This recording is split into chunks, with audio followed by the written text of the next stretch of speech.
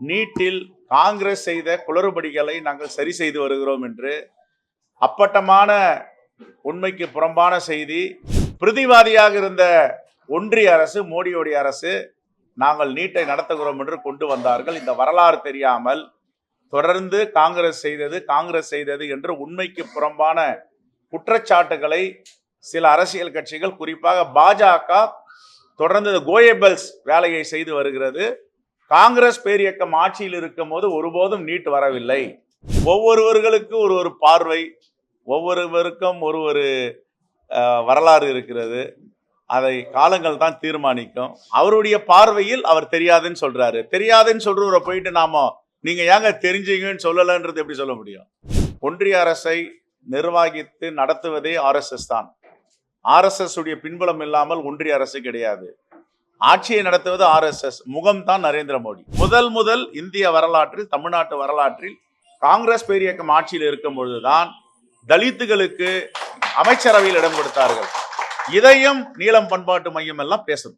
எல்லாரையும் பேசுற மாதிரி காங்கிரஸ் எல்லாரும் கூட இணைச்சு பேச முடியாது. காங்கிரஸ் பேரியக்கம் மட்டும்தான் இந்த அங்கீகாரத்தை தலித் மக்களுக்கு கொடுக்குது என்பதை அவர் புரிந்து கொள்ள வேண்டும். வேற ஏதாவது கட்சி கொடுக்குறாங்களா சொல்லுங்க. அதிமுக இருந்துச்சு, அதிமுக உள்துறை கொடுத்திருக்காங்களா? உதயநிதி ஸ்டாலின் அவர்கள் துணை முதலமைச்சராக வந்தால் காங்கிரஸ் பேரியக்கம் வரவேற்கிறது. அவர் சொல்றாருன்றதுக்காக அவர் வரக்கூடாதா? அவர் யார் தீர்மானிக்கிறதுக்கு?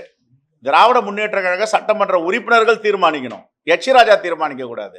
இன்று தமிழ் மாநில காங்கிரஸ் கட்சியிலிருந்து GK வாசன் அவர்கள் தலைமையில் இருக்கின்ற கட்சியிலிருந்து விலகி தன்னுடைய தாய் இயக்கமான காங்கிரஸ் பேரியக்கத்தில் இணைத்துக் கொண்டு தலைவர் ராகுல் காந்தி அவர்களை, அவருடைய கரத்தை பலப்படுத்த வேண்டும், காங்கிரஸ் பேரியக்கத்தை வலிமைப்படுத்த வேண்டும், காங்கிரஸ் கட்டமைப்பை வலிமைப்படுத்த வேண்டும் என்று தன்னை அர்ப்பணித்துக் கொண்டிருக்கின்ற தலைவர் பெருமக்களை வருக வருகென வரவேற்கிறோம்.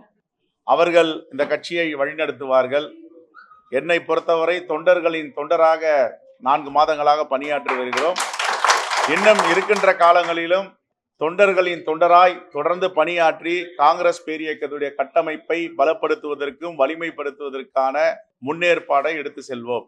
ஏறக்குறைய 90 விழுக்காடுக்கு மேல் எல்லா மாவட்டங்களிலும் நிர்வாகிகள் கூட்டத்தை நடத்தி இருக்கிறோம். இன்னும் நாளை தூத்துக்குடி, தென்காசி, அடுத்த வாரத்தில் தேனி மாவட்டம், விருதுநகர் மாவட்டம், காஞ்சிபுரம் மாவட்டம், கள்ளக்குறிச்சி, விழுப்புரம், சென்னை முடித்தால் 100 விழுக்காடு எல்லா மாவட்டங்களையும் முடித்து விடுவோம் என்ற நம்பிக்கை இருக்கிறது. அதற்கு பிறகு நிர்வாகிகளும் கலந்து ஆலோசனை செய்யப்படும். எப்படி கட்டமைப்பை வலிமைப்படுத்துவது, கட்சியை பலப்படுத்துவது என்று. நீட் தேர்வு முறைகேடு இன்று கூட உச்சநீதிமன்றத்தில் பரபரப்பாக சில பதிவுகளை வெளியிட்டிருக்கிறார்கள். பல இடங்களில் நீட் தேர்வுக்கான வினாத்தாள், கேள்வித்தாள் வெளியே வந்திருக்கிறது. தேர்வுக்கு முன்பாக ஆதாரபூர்வமாக அறிவிப்பு வந்திருக்கிறது. தர்மேந்திர பிரதான் அவர் இன்று காலையிலே பத்திரிகையாளர் சந்திக்கும் பொழுது சொல்லுகிறார், நீட்டில் காங்கிரஸ் செய்த குளறுபடிகளை நாங்கள் சரி செய்து வருகிறோம் என்று. அப்பட்டமான உண்மைக்கு புறம்பான செய்தி. நீட் என்பது காங்கிரஸ் பேரியக்கத்தின் காலத்தில் வரவில்லை. காங்கிரஸ் பேரியக்கம் 2014ஆம் ஆண்டு வெற்றி வாய்ப்பை இழந்தவுடன் ஆட்சி மாற்றம் ஏற்பட்டது. ஆட்சி மாற்றம் ஏற்பட்டவுடன் நரேந்திர மோடி பிரதமராக வந்தார். நரேந்திர மோடி பிரதமராக வந்தவுடன் RSS இயக்கத்தை சார்ந்த, அவர்களுக்கு உறுதுணையாக இருக்கின்ற சங்கல்ப் என்ற ஒரு NGO நிறுவனம் உச்சநீதிமன்றத்தை நாடி ஏற்கனவே கிடப்பில் இருக்கின்ற, ஸ்டே ஆர்டரில் இருக்கின்ற இந்த நீட் தேர்வை நடத்துவதற்கு அனுமதிக்க வேண்டும் என்று பல காரணங்களை சுட்டிக்காட்டி உச்சநீதிமன்றத்தில் வாதியாக தன்னை இணைத்துக் கொண்டது. பிரதிவாதியாக இருந்த ஒன்றிய அரசு, மோடியோடைய அரசு, நாங்கள் நீட்டை நடத்துகிறோம் என்று கொண்டு வந்தார்கள். இந்த வரலாறு தெரியாமல் தொடர்ந்து காங்கிரஸ் செய்தது என்று உண்மைக்கு புறம்பான குற்றச்சாட்டுகளை சில அரசியல் கட்சிகள், குறிப்பாக பாஜக, தொடர்ந்து கோயபல்ஸ் வேலையை செய்து வருகிறது. காங்கிரஸ் பேரியக்கம் ஆட்சியில் இருக்கும் போது ஒருபோதும் நீட் வரவில்லை. பாஜக ஆட்சியில் தான் நீட் வந்தது. இதை வாதிக்க நாங்கள் தயாராக இருக்கிறோம். ஆகவே இப்படிப்பட்ட கோயபல்ஸ் வேலையை பாஜக தலைவர்கள் கைவிட வேண்டும். அது அவரவருடைய சொந்த கருத்து. ஒவ்வொருத்தருக்கும் ஒரு கருத்து இருக்கு. அவரவருடைய சொந்த கருத்து. காலத்தின் கட்டாயம், இயற்கை எதை எப்பொழுது ஒன்று சேர்க்க முடியுமோ, எதை சரி செய்ய முடியுமோ இயற்கையும் காலங்களும் தீர்மானிக்கும். இதை நானோ நீங்களோ அவரோ தீர்மானிக்க முடியாது. ரைட்? அவர் திரைப்படம் பார்க்கலன்னு அர்த்தம். திரைப்படம் பார்த்திருந்தா ரஞ்சித்தை தெரியும், திரைப்படம் பார்க்கல, புத்தகம் அவருடைய புத்தகங்களை படிக்க. நான் தான் சொல்றேன், அவரை ஒவ்வொருவர்களுக்கு ஒரு ஒரு பார்வை, ஒவ்வொருவருக்கும் ஒரு ஒரு வரலாறு இருக்கிறது. அதை காலங்கள் தான் தீர்மானிக்கும். அவருடைய பார்வையில் அவர் தெரியாதுன்னு சொல்றாரு. தெரியாதுன்னு சொல்றவரை போயிட்டு நாம நீங்க ஏங்க தெரிஞ்சீங்கன்னு சொல்லலன்றது எப்படி சொல்ல முடியும்?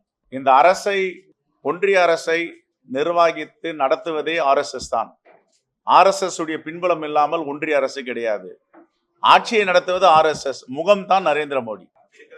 நான் ஓரளவுக்கு புரட்சியாளர் அம்பேத்கருடைய புத்தகங்களை படித்திருக்கிறேன், MC ராஜா எழுதியதை படித்திருக்கிறேன், மீனம்பால் சிவராஜ் எழுதியை படித்திருக்கிறேன். எல்லா புத்தகங்களையும் தீன் பகதூர், ரட்டமலை சீனிவாசன், அயோத்திதாசர் பண்டிதர், எந்த காலத்திலும் 100% இந்த ஒற்றுமை இதுவரை வந்ததில்லை. புரட்சியாளர் அம்பேத்கர் இருக்கும் பொழுது பல கருத்து வேறுபாடுகள் தலித் தலைவர்கள் ஏற்பட்டன. ஆனால் கடைசியில எல்லாவற்றையும் முறியடித்து விஞ்சி ஒரே முகமாக ஒரே தலைவராக இருந்தவர் பாபா சாஹிப் அம்பேத்கர் அவர்கள். எந்த மாற்று கருத்தும் அது யாருக்கும் இருக்க முடியாது. ஆனா இந்த முயற்சி என்பது நல்ல முயற்சி தான். அந்த முயற்சி யாராவது எடுக்க வராங்கன்னா அவங்க கடைசி வரைக்கும் பாபா சாஹிப் அம்பேத்கர் இருந்த மாதிரி தனித்துவமா இருக்கணும். தனித்துவமா இருக்க முடியுமா? அந்த கேள்வி எழு. அவர் ஒரே ஒரு கட்சி கூட தான் இணைஞ்சிருந்தார். காங்கிரஸ் பேரியக்கத்தோட தான் அவருடைய டிராவல் இருந்துச்சு. அமைச்சராக இருக்கும் போது காங்கிரஸ் அமைச்சரவையில் இருந்தார். மகாத்மா காந்தி அடிகளும் ஜவஹர்லால் நேரு அவர்களும் யார் இந்த அரசியலமைப்பு சட்டத்தை எழுதுவது என்பது அவங்க தீர்மானிக்கும் பொழுது 2 பேரும் ஒத்தை கருத்தோடு புரட்சியாளர் அம்பேத்கர் தான் இந்த சட்டத்தை எழுத வேண்டும், அரசியலமைப்பு சட்டத்தின் தலைவராக வர வேண்டும் என்று நியமித்தார்கள். அது எங்கிருந்து சோசியல் என்ஜினியரிங் ஆரம்பிக்குதுன்னா காங்கிரஸ் பேரியக்கத்தில் இருந்து. நம்பர் 1. இரண்டாவது, அவருடைய தலைமையின் கீழ் TT கிருஷ்ணமாச்சாரியார் இருந்தார். எல்லா பெரிய சமூகம் என்று சொல்லுவவர்களெல்லாம் அம்பேத்கருடைய தலைமையை ஏற்று அவர் கீழே பணியாற்றினார்கள். உறுப்பினராக இருந்தார், தலைவராக இருந்தார். இந்த சோசியல் என்ஜினியரிங் யாரால கொண்டு வர முடியும்னா காங்கிரஸ் பேரியக்கத்தால் தான் கொண்டு வர முடியும். இது RSS ஆலேயே பாஜகவிலேயே சிந்தித்து கூட பார்க்க முடியாது. RSS ஆல பாஜகவில் சிந்தித்து கூட பார்க்க முடியாது.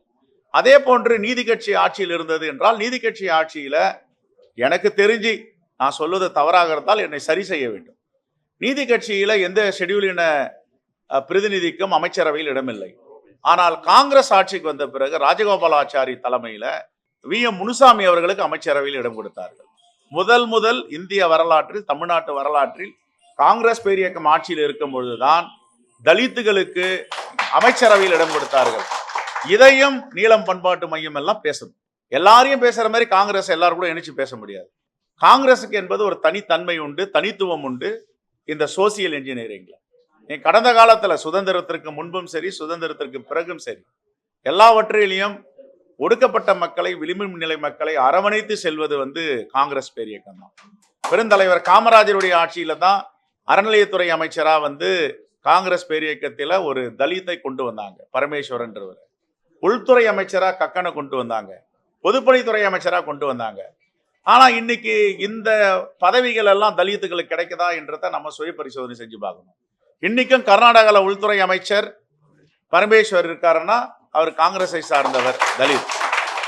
இன்னைக்கும் தெலுங்கானால துணை முதலமைச்சர் இருக்காருன்னா விக்ரம் பட்டி, அவர் ஒரு தலித்.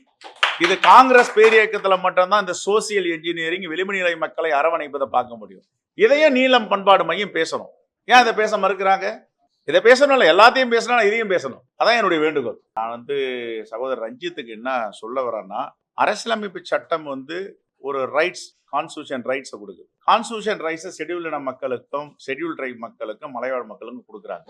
நீ இத்தனை விகிதாச்சாரம் அவங்களுக்கு சட்டப்பேரவையிலையும் நாடாளுமன்ற தேர்தலையும் இடஒதுக்கீடு வேண்டும், அமைச்சரவையில இடஒதுக்கீடு வேணும்னு கொடுக்குறாங்க. ஆனா என்ன போர்ட்போலியோ கொடுக்கணும்னு சட்ட ஒதுக்கீடு எங்கேயும் சொல்லல. அரசியலமைப்பு சட்டம் இவங்களுக்கு உள்துறை கொடுக்கணும், இவங்களுக்கு பொதுப்பணித்துறை கொடுக்கணும், இவங்களுக்கு நிதித்துறை கொடுக்கணும்னு சட்ட முன்வடிவு எதுவும் சொல்லல, அரசியலமைப்பு சட்டம் சொல்ல. ஆனா காங்கிரஸ் பேரியக்கம் மட்டும்தான் இந்த அங்கீகாரத்தை தலித் மக்களுக்கு கொடுக்குது என்பதை அவர் புரிந்து கொள்ள வேண்டும். வேற ஏதாவது கட்சி கொடுக்குறாங்களா சொல்லுங்க. அதிமுக இருந்துச்சு, அதிமுக உள்துறை கொடுத்துருக்காங்களா? நான் அதிமுகவை பத்தி பேசுறேங்க, எல்லாருக்கும் தானே பொறுத்தது, எல்லாரையும் தான் பேசுறேன். அப்ப காங்கிரஸ் பேரியக்கத்தை பத்தி ஏன் பேச மறுக்கிறார் ரஞ்சித்? பேசணும்ல. தலைவர் ராகுல் காந்தி சந்தித்தாரு, ஒரு புத்தக வெளியிடும் போது கூட அவர் அணிந்துரையெல்லாம் கொடுத்துருக்காரு, எழுதியிருக்காரு, சினிமா துறையில் என்னென்ன பிரச்சனை இருக்குன்ட்டு ஆங்கில புத்தகமா வெளியே வந்திருக்கு. அப்ப காங்கிரஸை முன்னிறுத்தி ஏன் பேச மாட்டேன்றாரு? அவர் பேசணும்ல, பொதுவா பேசிட்டு போக கூடாது. காங்கிரஸ் பேரியக்கம் கடந்த காலங்களில் என்னென்ன செஞ்சிருக்கிறது தலித்துகளுக்கு, இப்ப என்னென்ன செஞ்சிட்டு இருக்கு? எங்களுக்கு இங்க அதிகாரம் கிடையாது. அதிகாரம் உள்ள மாநிலங்களில் என்னென்ன துறை கொடுக்கறாங்க, எத்தனை அதிகாரிகளை முன்னெடுத்துறாங்க, இதையும் பேசணும். உதயநிதி ஸ்டாலின் அவர்கள் துணை முதலமைச்சராக வந்தால் காங்கிரஸ் பேரியக்கம் வரவேற்கிறது. அவர் சொல்றாருன்றதுக்காக அவர் வரக்கூடாதா? அவர் யாரு தீர்மானிக்கிறதுக்கு? திராவிட முன்னேற்ற கழக சட்டமன்ற உறுப்பினர்கள் தீர்மானிக்கணும், எச் ராஜா தீர்மானிக்க கூடாது. அப்ப அரசியலமைப்பு சட்டம் என்ன சொல்லுது? பெரும்பான்மையான சட்டமன்ற உறுப்பினர்கள் யாரை தேர்ந்தெடுக்கிறார்களோ, மாண்புமிகு முதலமைச்சர் யாரை நியமிக்கிறாரோ அவர்களுக்கு பதவி பிரமாணம் செய்வது ஆளுநருடைய வேலை. இது அந்த கட்சி, அந்த ஆட்சி சம்பந்தப்பட்டது. எச் ராஜா யார் உள்ள போந்து இதெல்லாம் சொல்றதுக்கு? அவருக்கு என்ன அதிகாரம் இருக்கு? ஆகவே நாங்கள் இதை வரவேற்கிறோம். அவர் துணை முதலமைச்சரை கொடுக்க சொல்லுங்க. மத அரசியல் பண்ணாம அவங்களுக்கு வேற என்ன அஜெண்டா இருக்கு? இப்ப நாங்கெல்லாம் மக்களை பத்தி பேசுறோம், பிரச்சனைகளை பத்தி பேசுறோம், வளர்ச்சியை பத்தி பேசுறோம். அவங்க வளர்ச்சியை பத்தி பேச மாட்டாங்க, மக்களை பத்தி பேச மாட்டாங்க, விளிம்பு நிலை மக்களை பத்தி பேச மாட்டாங்க, மலைவாழ் மக்களை பத்தி பேச மாட்டாங்க. அவங்க பேசுறதெல்லாம் மத அரசியல். மத அரசியல் நானே இந்து மதம் தானே. இப்ப உங்க முன்னாடி உட்காந்துருக்கு இவர் மேக்சிமம் 90% இந்து மதம் தான். இவர் யார் எங்களை பத்தி பேசுறதுக்கு? எங்களுக்கு இந்து மதத்தை பத்தி பேச தெரியும். அவர் வேலை என்ன? தூண்டி விட்டுட்டு அரசியல் ஆதாயம் பார்க்கணும், எல்லாரையும் எப்படி எப்படிலாம் கொச்சைப்படுத்தி பேசணுமோ பேசணும், வெறுப்பு அரசியல் பண்ணணும். ராஜா காத்தவர் எதுவும் தெரியாது.